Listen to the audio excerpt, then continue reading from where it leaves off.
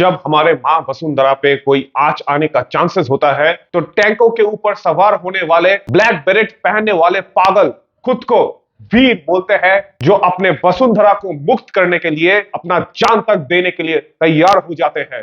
ऐसे वीर को हम बताना चाहते हैं कि वीर भोग्य वसुंधरा। नमस्कार और जय हिंद दोस्तों।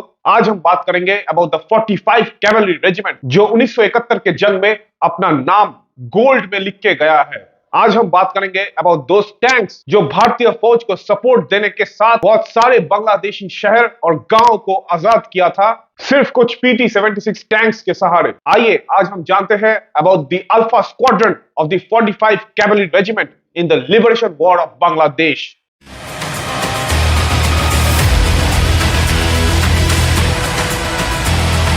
45 कैवलरी रेजिमेंट का कमांडर था लेफ्टिनेंट कर्नल DS जम्वाल। इस कैवलरी रेजिमेंट में 3 फाइटिंग स्क्वाड्रंस थे और एक सपोर्ट स्क्वाड्रन थे। तो 1971 में ये 4 स्क्वाड्रंस एक्चुअली वेस्ट बंगाल के कांचरापाड़ा में थे, जो कोलकाता शहर से थोड़ा दूर है। तो ये सारे के सारे टैंक स्क्वाड्रंस को भारतीय फौज के 2 कोर के एरिया में डिप्लॉय करने के लिए बुलाया गया था। तो आज हम जिस अल्फा स्क्वाड्रन के बारे में बात करेंगे वो कांचरापाड़ा से सिर्फ 4 माउंटेन डिवीजन के ऑपरेशंस के लिए बुलाया गया था। 4 माउंटेन डिवीजन 2 कोर का एक हिस्सा था। सिर्फ एक ही स्क्वाड्रन से ये डिवीजन का फुल फाइटिंग चला था up to the liberation of Faridpur inside Bangladesh. तो अगर आपको दिख रहा है, यह है इंटरनेशनल बॉर्डर, इस साइड है बांग्लादेश, इस साइड है इंडिया। तो बांग्लादेश के साइड में है पाकिस्तानी फौज के 9 इन्फेंट्री डिवीजन और भारत के साइड में है भारतीय फौज के 2 corps under the command of lieutenant general Tapeshwar Narayan Raina. 2 corps के अंडर है the 4 mountain division and the 9 infantry division. The 4 mountain division was under the command of major general MS Brar. 2 corps के साथ आने वाले थे द 45 कैव फ्रॉम कांचरापाड़ा। आपको दिख रहा है कोलकाता से कांचरापाड़ा का डिस्टेंस, गंगा रिवर के पास। कांचरापाड़ा से 45 कैवलरी का ए स्क्वाड्रन आ रहे थे with the 4 mountain division, the 9 infantry division under major general Dalbir Singh. तो 9 इन्फेंट्री डिवीजन बोयरा सैलिएंट से जाने वाले थे टुवर्ड्स जसोर और बाद में टुवर्ड्स खुलना, और 4 माउंटेन डिवीजन जाने वाले थे towards Jiban Nagar, then Kotchandpur, Jhenaidah, Kushtia and all the way towards Faridpur. तो ये था द रूट पाकिस्तानी फौज के 9 इन्फेंट्री डिवीजन, जिसका 107 इन्फेंट्री ब्रिगेड था जसोर में और 57 इन्फेंट्री ब्रिगेड ऑपरेट कर रहे थे फ्रॉम झिनाइदा। तो 1971 का जंग ऑफिशियली शुरू नहीं हुआ था, लेकिन 4 माउंटेन डिवीजन को बुलाया गया था मुक्ति बाहिनी को सपोर्ट करने के लिए। नवंबर का महीना 1971 से ही 4 माउंटेन डिवीजन मुक्ति बाहिनी को सपोर्ट करते करते खुद कुछ ऑपरेशंस कंडक्ट किए थे, test probing and hit and runs. तो नवंबर का एंड से ही ये प्लान हो चुका था। Even before the official declaration of the war, the 4 mountain division with the full support of armour will go inside Bangladesh. तो 4 माउंटेन डिवीजन और ए स्क्वाड्रन ऑफ द 45 कैवलरी का फर्स्ट हमला होने वाला था ऑन जीवन नगर। पाकिस्तानी फौज के 57 ब्रिगेड का एलिमेंट्स जीवन नगर में था, दर्शन में था, अंदुलबाड़िया में था। तो ए स्क्वाड्रन को कृष्णनगर से बुलाया गया था टू स्ट्राइक ऑन जीवन नगर। तो जैसे आपको बताया गया था, the 45 cavalry regiment had PT-76 amphibious light tanks. तो उसमें से ए स्क्वाड्रन का कमांडर मेजर PK बत्रा था। ये स्क्वाड्रन को 4 ट्रूप्स में डिवाइड किया जाएगा, जिसमें से एक troop will have 3 PT-76 tanks each. A squadron के अंडर था टोटल 14 टैंक्स। तो 4 troop of tank with 3 tank each makes 12 tanks, और एक था स्क्वाड्रन कमांडर का खुद का टैंक मेजर PK बत्रा का टैंक, और एक रियर हेडक्वार्टर्स का टैंक। और 2 कोर के माउंटेन डिवीजन जो मेजर जनरल MS बराड़ के कमांड में था, उसमें था the 62 mountain brigade under the command of brigadier Rajendra Nath, the 7 mountain brigade under the command of brigadier Zail Singh, और the 41 mountain brigade under the command of brigadier Tony Michigan. तो 41 mountain brigade के पास था the 5th battalion of the 1st Gurkha rifles regiment, the 9 Dogra regiment and the 5 guards. 7 mountain brigade के पास था the 2 Naga regiment, the 5 Jat regiment and the 22 Rajput regiment. 62 Mountain Brigade के पास था the 2nd Battalion of the 9th Gurkha Rifles Regiment, the 5th Maratha Light Infantry and the 4th Sikh Light Infantry. तो पाकिस्तानी फौज का 9th Infantry Division operate कर रहे थे in the towns of Faridpur, Magura, Jhenaidah, Pabna, Darshana, Kushtia, Chuadanga, Jessore, Chaugachha और खुलना में। Pakistani 9th Infantry Division headquarters था to the north.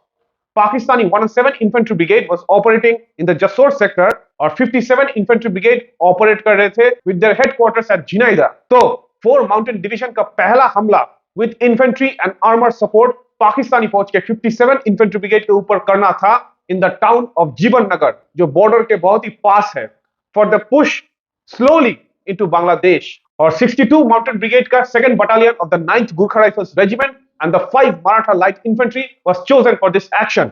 उनके साथ आने वाले थे the 9 Dogra regiment from the 41 mountain brigade. तो पहले अल्फा स्क्वाड्रन के सारे टैंक्स को कांचरापाड़ा से कृष्णनगर तक लाया गया था, which is in India, West Bengal, और फिर यहां से पुश करना था इनटू जीवन नगर।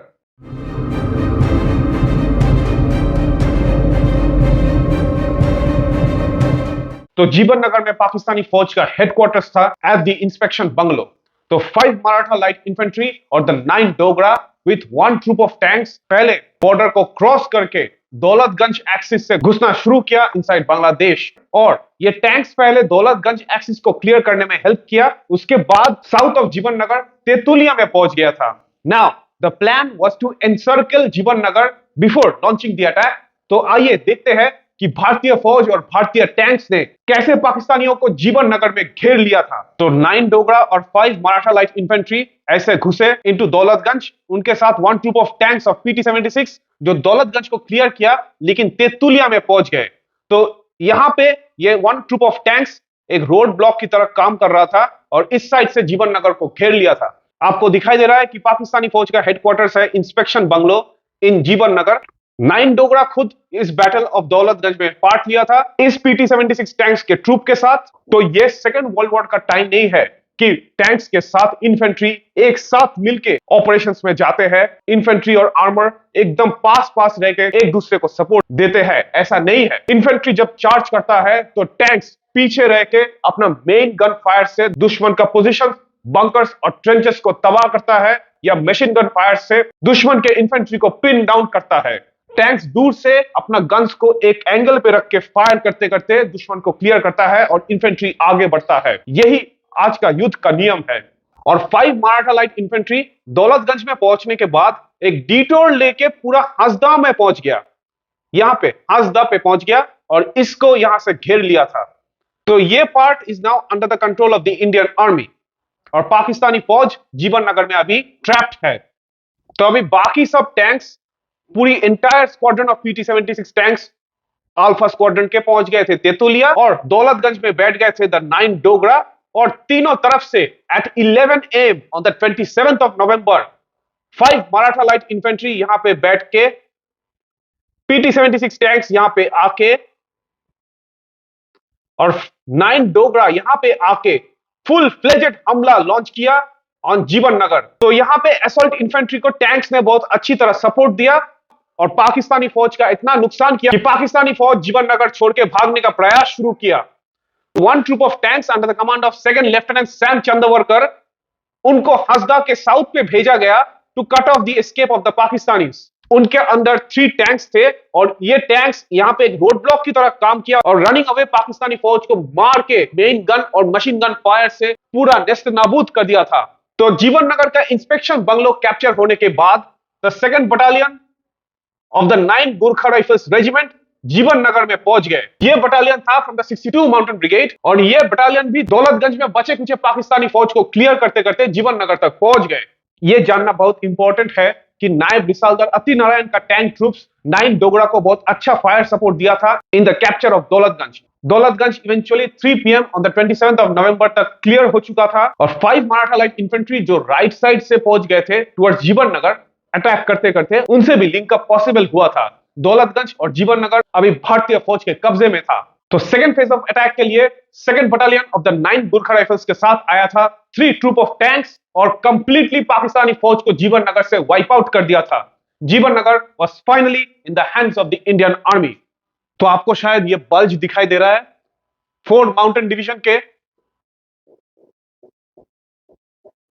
62 इन्फेंट्री ब्रिगेड और 41 infantry brigade with A squadron of 45 cavalry पहुंच गए थे जीवन नगर में। ये बल्ज कैप्चर कर लिया था और पाकिस्तानी फौज के 57 इन्फेंट्री ब्रिगेड अभी पीछे हट गए थे, लेकिन वो आसपास की एरियाज में अपना स्ट्रेंथ बढ़ा रहे थे और भारतीय फौज के ऊपर हमले का प्लान्स बना रहे थे, लेकिन उनको पता नहीं था कि भारतीय फौज खुद उनके ऊपर हमला करने वाले थे in the areas of Uthali and Andulbadia. This Indian bulge was going to expand deeper inside Bangladesh. उथाली और दर्शना में हमला करने के लिए भारतीय फौज के 4 माउंटेन डिविजन्स अभी प्लान बना रहा है, लेकिन पाकिस्तानी फौज क्या करेगा? What will the Pakistani forces do in pushing back the Indian army advance? Pakistani फौज का ऑलरेडी बहुत ज्यादा ही नाम खराब हो चुका है for their tremendous atrocities on the local people, जिसके लिए मुक्ति बाहिनी दिन रात उनको नेस्त नाबूद कर रहे थे, और अभी भारतीय फौज भी आ गए थे पाकिस्तानी मिलिट्री ऑक्यूपेशन को खत्म करने के लिए। जैसे जैसे भारतीय फौज आगे बढ़ता जाएगा, हम देखेंगे कि दुश्मन भी क्या करता है। अभी पहुंचना था टुवर्ड्स उथाली, तो उथाली तक जाने के लिए आपको अगर भारतीय फौज का एफर्ट्स जानना है तो please like and subscribe to my channel. Thank you.